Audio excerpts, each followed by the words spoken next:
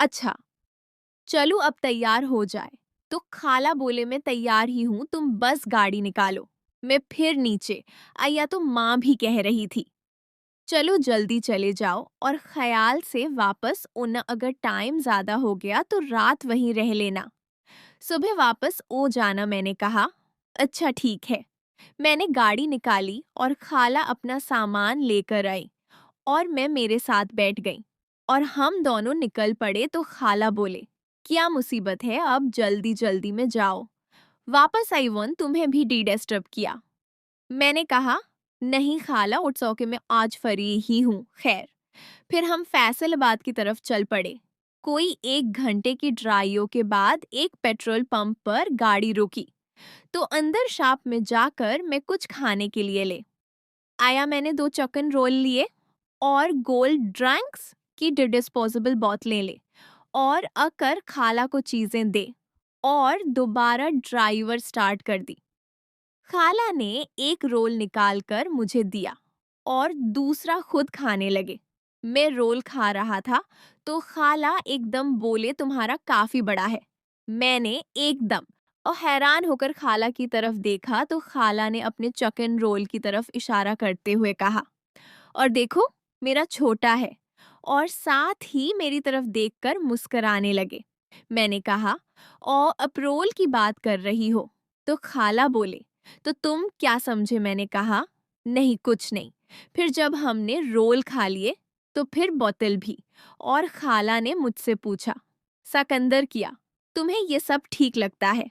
मैंने पूछा क्या वो बोले यही सबा के साथ तुम्हारा ताल्लुक। तो मैंने कहा देखें खाला अब भी एक औरत है और अब बड़ी अच्छी तरह समझती हैं कि शादी के बाद औरत की जरूरत बन जाती है और आखिर कब तक वो खुद पर कंट्रोल रख सकती है। और भाई को गए 1 साल होने को है और भाभी आखिर कब तक कंट्रोल करती। अगर वो बाहर किसी के साथ कर लेती तो कितनी बदनामी होती। हाला बोले हाँ तुम्हारी ये बात तो बिल्कुल ठीक है। मैंने भी इसलिए तुम्हें कुछ नहीं कहा क्योंकि मैं समझ सकती हूँ सबा की कंडीशन लेकिन बस एहतियात लाजमी करना। मैंने कहा मतलब तो वो बोले सो मेरा मतलब है वगैरह इस्तेमाल करना और फिर उसे कहना टेबलेट्स लेती रहे। मैंने कहा जी हम एहतियात करते हैं। फिर मैंने अचानक पूछ लिया कि खाला अभी तक आपका कोई बच्चा क्यों नहीं है। तो वो एकदम बड़ी अफसरदगी से बोले अब क्या बतन तुम्हें अब जब तुमसे उतनी ओपन हो ही गई हूं तो सुनो तुम्हारे खा लो। वैसे तो ठीक है बस उनके अंदर कुछ मसला है। डॉक्टर कहते हैं आहिस्ता आहिस्ता ठीक हो जाएंगे और कभी भी बच्चा हो सकता है। बस ऐसे ही बातें करते करते सारा सफर गुजर गया। पहले हम सीधा खाला के अपने घर गए जहां ताला लगा था। खाला ने घर खोला और हम अंदर आ गए। उनकी सास का घर थोड़ी ही दूर था। वो मुझे बोले तुम आराम करो मैं वहां जा रही हूँ। पता नहीं कितना टाइम लगेगा। फरीज में सब कुछ है ही है कुछ खाना मेरे पास चाबियां हैं मैं खुद आइए जाओगी। खैर फिर मैंने टीवी देखना शुरू किया और ऐसे ही काफी टाइम गुजर गया और मुझे नींद होने लगी और मैं अंदर खाला के बेडरूम में जाकर सोने लगा तो मुझे अलझन हो रही सी थी और नींद भी उस टाइम नहीं आ रही थी और कपड़े तो मैं लाया नहीं था। मैं ऐसे ही बेड पर सो गया और फिर मुझे होश तब या फेल हुआ। मैं फोरा उठा तो खाला मेरे साथ लेटी थी। लिम्प आन था। खाला ने मुझे उठता देखकर वो एकदम पीछे हो गई और मुझसे नजरें चराने लगे। मैंने कहा अब कब आए खाला। तो वो बोले 1 घंटा पहले और बोले तुम ऐसे क्यों सो रहे हो। यहाँ मैं आपको खाला के बारे में बताना चाहता हूँ जिसका नाम मोनिका है। मैंने कहा वो निनत बहुत सख्त रही थी। करंट में बहुत इल्झन हो रही थी और कपड़े में लाया नहीं था तो ऐसे सो गया। तो वो बोले अच्छा चलो कोई बात नहीं हो जाता है और खाला दूसरी तरफ करवट लेकर लेट गज में सोचने लगा अब क्या करूं। फिर सोचा ये गलत है। फिर ख्याल आया कि बहन के साथ ठीक है। फिर सो जा खाला किया सोचेंगी।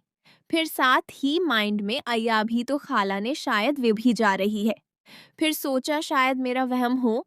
इन ख्यालात में कोई 45 मिनट गुजर गए और मुझे लगा खाला सो चुकी है। मैंने भी दिमाग में एक फैसला किया। मुझे कुछ पता नहीं था कि मैं क्या कर रहा हूँ।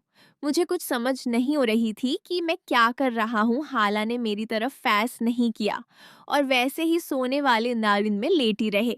अब मुझे ग्रीन सिग्नल मिल चुका था। खाला मुझसे नजर नहीं मिला रही थी।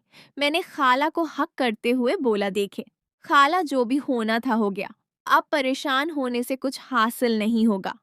बस अब सब भूल जाएं। तो खाला ने एकदम मेरी तरफ देखा और बोले, क्या तुम सब भूल सकते हो? क्या तुम्हें लगता है कि ये इतना ही आसान है? मैं कैसे भूल सकती हूँ कि मेरे अपने भांजे ने मुझे ज़्यादा परेशानी इस बात की है कि जिस तरीके से तुमने मेरे साथ किया।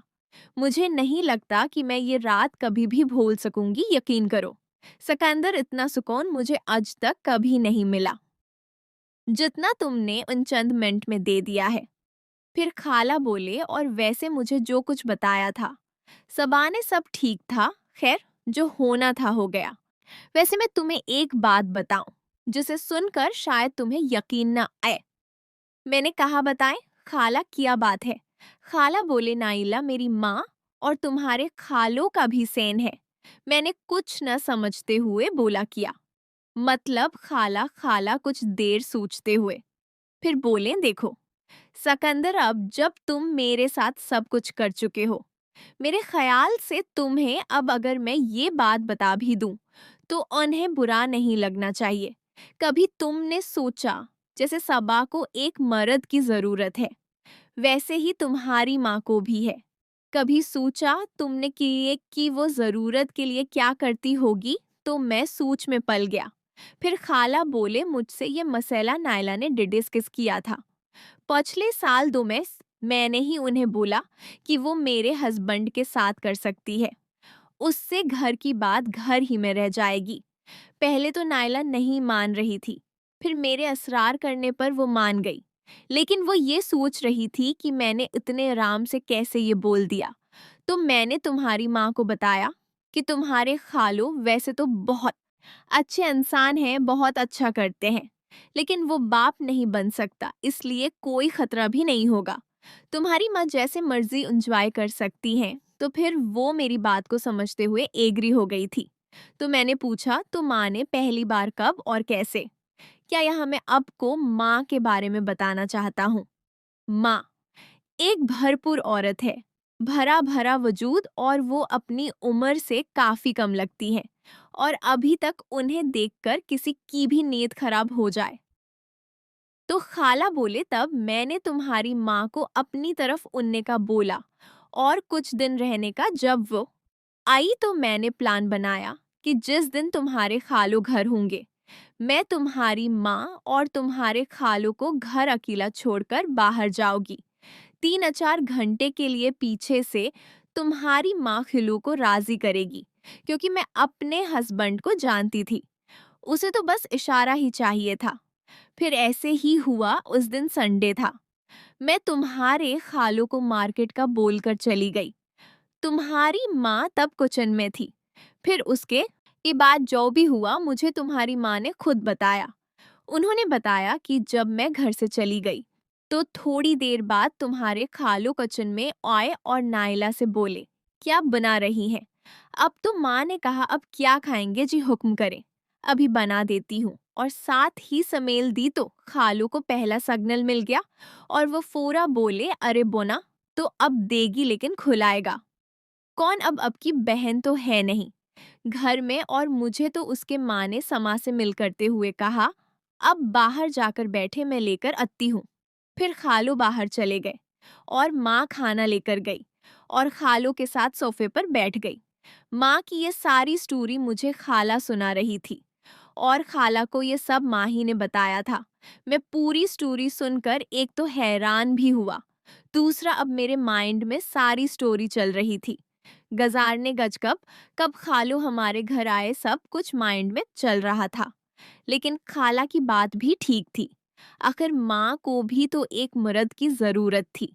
अभी उनकी उम्र कोई इतनी ये ज्यादा नहीं हुई थी और देखने में तो वो अभी भी ठीक ठाक ही लगती थी।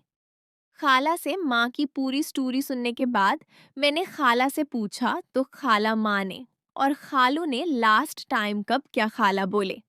अभी कुछ दिन पहले जब तुम्हारी माँ मेरी तरफ एक रात रहने आई थी, वही दिन था जब मैंने भाभी को पहली बार फिर खाला ने मुझ पर एक और राज खोला। वो बोले तुम्हारी माँ को तुम्हारा और सबा के सुकून का भी पता है। मेरा तो मन खिला का खिला रह गया। मैं बोला क्या मतलब खाला माँ को कैसे खाला मुस्कुराते हुए बोले। वो भी उस घर में रहती हैं।